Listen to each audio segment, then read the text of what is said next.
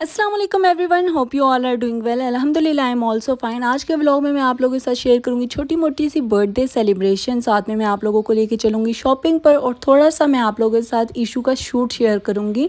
तो यहाँ पे मैंने इशमल को रेडी कर लिया था। गर्मी बहुत ज़्यादा थी तो लॉन का ड्रेस पहना लिया था, साथ में मैं एक्सेसरीज़ वगैरह पहना दी थी और शूज़ वगैरह पहना लिए थे। और यहाँ पे फिर मैंने देखा कि इशू को फ़ीवर इस वजह से हुआ हुआ है क्योंकि उसे बहुत ज़्यादा मच्छरों ने काटा हुआ था, पूरे बाजू पे, फिंगर्स पे, हथेली तक पे काटा हुआ था। और इससे पहले मुझे समझ नहीं आ रही थी कि फ़ीवर हुआ क्यों है, इतना ज़्यादा बुखार था इशमल को। और बाद में मुझे समझ आई कि अच्छा जी ये वजह हो सकती है।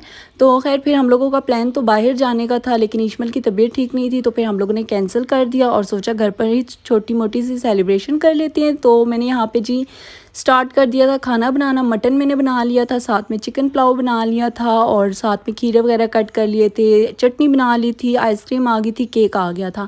कुछ इस तरह से हम लोगों ने बर्थडे जो है वो सेलिब्रेट कर ली थी। आज जी मरवा की बर्थडे थी और जितना मेरे लिए ये दिन स्पेशल होता है उतना ही ये व्लॉग मेरे लिए स्पेशल है। और जिस तरह से मैंने ये रिकॉर्ड किया मुझे ही पता है, रिकॉर्डिंग करना, एडिटिंग करना मेरे लिए बहुत मुश्किल था, लेकिन मैंने किया और अब वॉइस ओवर भी मैं कर रही हूँ। तो यहाँ पे जी हम लोगों ने खाना शाना खा लिया था और साथ ही में बस आइसक्रीम खाएंगे। इसके बाद हम लोग केक कट करेंगे। ईशू अपनी बहना का केक खुद कट करेगी और इसके बाद जी मैंने चाय भी रख ली थी। यहाँ पे मैं आई थी चाय रखने के लिए, मैंने सोचा जब तक चाय बनेगी तब तक हम लोग केक शेक भी कट कर लेंगे। तो बस यहाँ पे जल्दी जल्दी से मैंने चाय रख ली और अब हम लोग चलते हैं रूम में, जल्दी जल्दी से केक कट करेंगे। अच्छा, केक कटिंग के बाद मैंने कुछ भी रिकॉर्ड नहीं किया और एक दो दिन तक तो बिल्कुल ही कुछ रिकॉर्ड नहीं किया, ना ही कुछ और किया, ना काम शाम करने को था, बस फ्री थी मैं।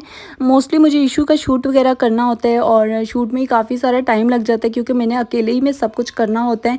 सेटअप वगैरह लगाना, फिर हर एक चीज़ को मैनेज करना, इशू को फ्रेश करना, साथ ही साथ मतलब जितना कुछ भी होता है इशमल का वो सब कुछ करके रेडी करना, फिर हंसाना, खिलाना, खुश करना, फ़ोटो शूट करना, वीडियो रिकॉर्ड करना, हर एक चीज़ मुझे अकेले ने करनी होती है। तो फिर मुझे मोस्टली टाइम जो है उसी में लग जाता है और इसके अलावा हर एक चीज़ को मैं बहुत कम टाइम देती हूँ। आप लोगों को बहुत मुझे कमेंट्स आ रहे होते हैं कि आप व्लॉग डेली बेसिस पे अपलोड किया करें, आप ये करें, आप वो करें। यार मैं कैसे करूँ, मुझे कोई एक चीज़ ही मैनेज करनी होती है। और जब मैं एक टाइम पे बहुत ज़्यादा टाइम दे रही थी यूट्यूब को, जब मेरे अच्छे खासे व्लॉग्स पे के में व्यूज़ आते थे और फिर मैंने छुट्टी ले ली थी यहाँ से, तो फिर जी सारे व्यूज़ डाउन हो गए। और फिर इसी तरह से अब मैं इंस्टा पे हूँ, एक्टिव रहती हूँ 24 आवर्स, तो वहाँ पे अच्छी खासी मेरी रीच है 14 मिलियन पर।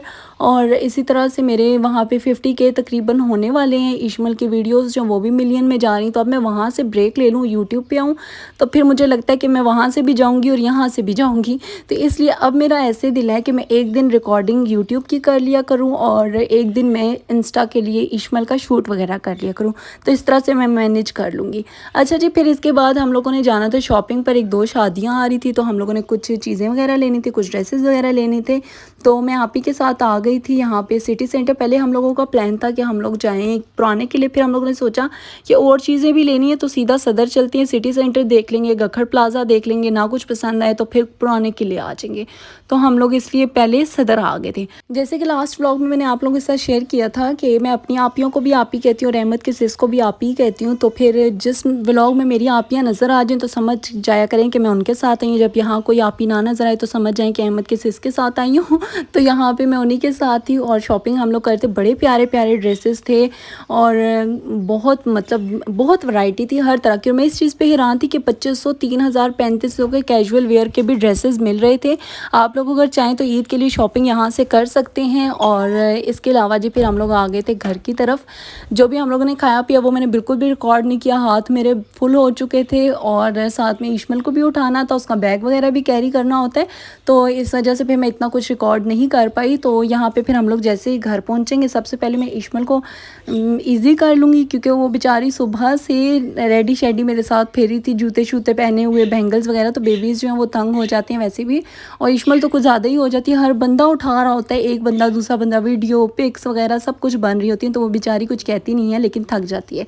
तो यहाँ पे मैं सबसे पहले इशू के जो ये सैंडल्स हैं ये उतारूँगी। अच्छा, वहाँ पे एक आंटी थी शॉप में, तो उन्होंने मुझे बड़े मज़े से कहा कि पुत्र एड्डी वाली जूतियाँ पहनानियाँ सन। मेरी पंजाबी को इग्नोर कीजिएगा, मुझे अच्छी खासी पंजाबी आती है, पश्तो आती है, उर्दू आती है, सब कुछ आता है, लेकिन जब मैं वॉइस ओवर कर रही होती हूँ तो पता नहीं क्यों मेरे से उस तरह से बोली नहीं जाती जिस तरह से नॉर्मल रूटीन में हम लोग बोल लेते हैं। तो खैर यहाँ पे वो आंटी जो थी मुझे कह रही थी हील वाला जूता पहना देना था बच्ची को, तो मेरी पहले तो मैं परेशान होगी कि पता नहीं क्यों उन्होंने इतने मतलब ज़ोर से और अचानक से कहा कि मैं डर गई कि शायद गुस्सा कर रही हैं। बाद में मुझे जब समझ आई तो मैं इतना हंस रही थी, मैंने कहा मैं आंटी से क्या कहूँ।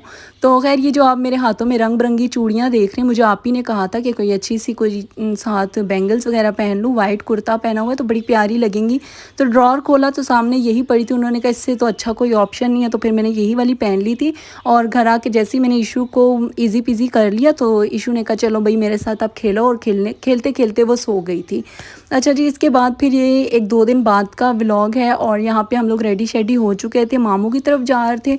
तो मामू की तरफ जाना था और बस वैसे ही थोड़ी सी गप्पे शप्पे मारी, और यहाँ पे इशू को मैंने लिटाया। ये जी इश्मल के मामू हैं, ये मामू भांजी लेटे हुए हैं। तो मैं हंस रही थी, मैं मामू से कह रही थी कि आप मेरे मामू और मैं आपकी भांजी, यहाँ पे ये दोनों मामू भांजी। तो वो 2 जोड़ियाँ बैठी हुई थी और बड़ी प्यारी लग रही थी। तो ये यहाँ पे सो गया था और इशू जो है वो जागी हुई थी, खेल रही थी, बातें शातें कर रही थी। इसके बाद जी हम लोगों ने चाय शाय पी और काफ़ी सारा टाइम एंजॉय किया, बातें शातें की। और जब सब इकट्ठे हो जाते हैं ना तो वैसे ही बहुत मज़ा आता है, बातें शातें हो रही होती हैं, खाना पीना चल रहा होता है, मजाक वगैरह हो रहा होता है, सब कुछ हो रहा होता है।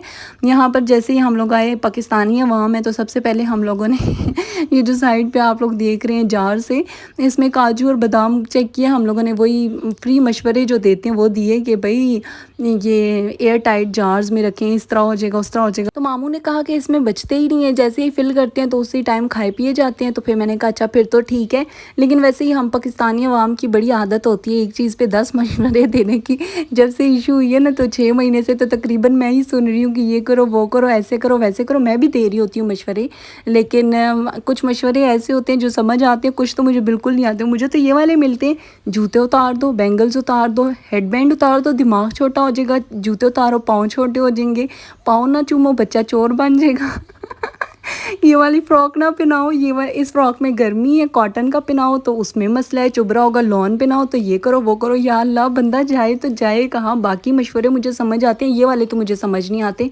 यहाँ तक कि मैं शॉपिंग पे भी जाती हूँ ना, हम लोग लास्ट टाइम जब गए तो हम लोग खा रहे थे बर्गर, वहाँ पे भी मुझे एक आंटी ने कहा ये आपने शूज़ क्यों पहनाए हुए, इतनी गर्मी है, उतारें प्लीज़ उतारें। मैंने कहा आंटी माइंड ना कीजिएगा, लेकिन मैं नहीं उतारी, कोई बात नहीं, जब इतने टाइम में कुछ नहीं हुआ ना तो इंशाल्लाह आगे भी कुछ नहीं होगा। ठीक है माशाल्लाह से। अगर तंग हो रही होती जाहिर सी बात है, रोएगा बच्चा, रोएगा धोएगा तो फिर माँ को खुद ही समझ आ जाती है, और माँ जो है वो बच्चे को उसी टाइम ईज़ी पीसी कर लेती है, लेकिन ऐसा कुछ था नहीं। अच्छा जी, जब वापस हम लोग आ रहे थे तो फिर ये मुझे एक शॉप पे ना बड़े मज़े मज़े की चीज़ें नज़र आई मामू के घर के पास, तो मैंने सोचा कि ये भी ले लेती हूँ, क्योंकि काफ़ी टाइम हो गया था इस तरह की चीज़ी शिजी मैंने नहीं खाई हुई थी। और वैसे भी अब जब से इशू हुई हुई है मेरा दिल ही नहीं करता कोई भी चीज़ खाने को, तो ये मैं लेके आ गई थी। और ये मैंने सोचा था कि मैं खाऊंगी, क्योंकि जितनी भी चीज़ें मेरी फेवरेट है सिवाय सुपर केक के, केक्स और बिस्किट मुझे इतने नहीं पसंद होते जितने मुझे जुम्बियाँ, सुपारियाँ, इमलियाँ और ये वाले जो पापड़ होते हैं ना जो 5-10-15 रुपए के होते हैं, ये वाले मुझे बहुत पसंद है बनिस्बत लेज़, बेबी, कुरकुरे इनके।